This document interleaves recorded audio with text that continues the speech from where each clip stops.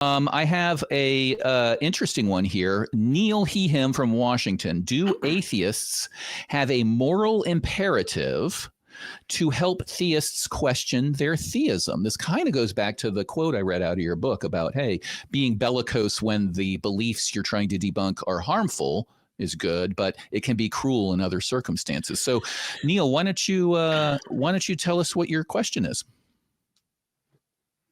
Yeah, so I grew up as a Mormon and went on a mission and everything, and only about maybe 15 years ago, I decided to leave that and started questioning it. For the first few years, I was just kind of just putting it out of my mind and not thinking about it. But I'd say for the last 10 years or so, I've really been wondering if I should do more, or if atheists like me should be more vocal and invite people who are not atheists to start questioning things more vehemently. So, it's a good question. What are your thoughts, Dave? Yeah, I mean, I think it's obviously relies heavily on context. I think that you're in an interesting position to reach out to people in your former community and establish some kind of interactions there to. Maybe because the thing is, right, we want to demarcate just blanket deism, right? Just I'm not interested in going around to people who just believe in God and being like, well, no, you shouldn't. I just don't care. But Mormons, are going on missions and they're doing these, and not that they're the worst offenders here. It's just that.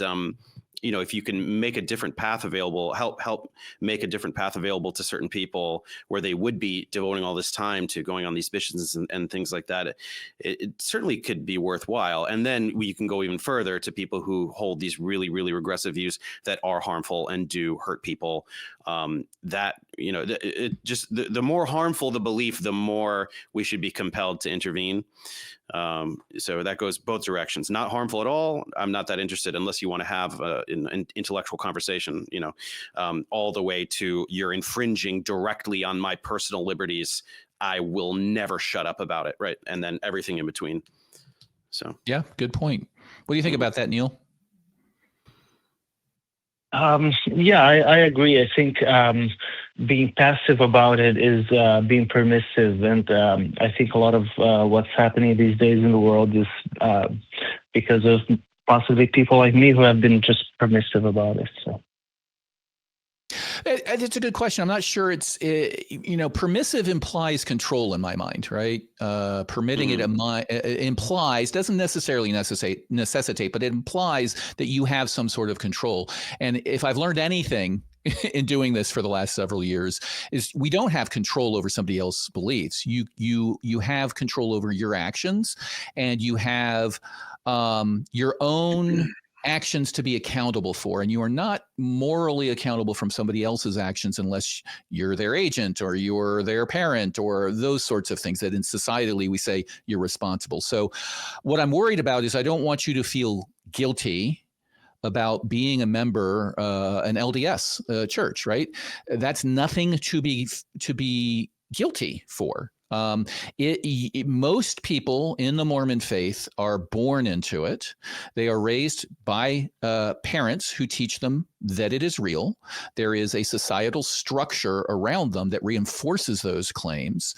And it is very reasonable that any child growing up in a Mormon community, a Muslim community, a Baptist, a Catholic community will accept those claims as real up until the point where they start, if they ever start, wondering why they don't apply the same critical thinking that they apply to scammers and pseudoscience and government claims, why they don't apply that same critical thinking to their own religious beliefs. That's the point where people usually start asking questions.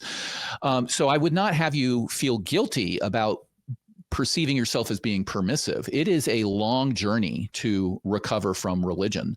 So how do you feel? Do you feel any sort of guilt or responsibility, or is it more along the lines of regret? I'm not sure if I feel guilt. I mean, I've left that church and removed my name from the records and everything a long time ago. So I think I just ran across your show this past week, and that started making me think if passivity might start bordering on permissiveness. Gotcha. Well, my heart goes out to you for dealing with these. Like you're somebody who's obviously is somebody who is thoughtful and is going through things, in my mind, the right way, Dave, thinking about it and pondering it rather than running out. We have seen many people on this show who have recently deconverted and decided, I am no longer Mormon, I am no longer Catholic or whatever. And they go apeshit bananas in the other direction, right? They become the militants. They go through their angry atheist phase, and that's I went through it a little bit. I didn't even deconvert. I have the same background as Dave. I was not raised religious, but I had this sense, and maybe this is part of what Neil is talking about. I had this sense because it was so pervasive in society that I was missing out on information. Everybody would thump the Bible. I'm like, well, there must be something in there. As a kid, I'm like, okay, I haven't read this thing. There must be, like, the evidence is in there, the diagrams, the variables, the charts, the data, or whatever. There's something, some irrefutable logic. And then eventually when I read it and I realized, oh shit, just like you said, like, oh, I've been the adult all along here. It's even dumber than I thought. It's stupider than I thought. There's nothing here. It's a big nothing burger. Don't eat shellfish. Me off. Oh, wow. Oh my God. Oh, that's brilliant. Brilliant. Oh, deity of infinite wisdom. Yeah.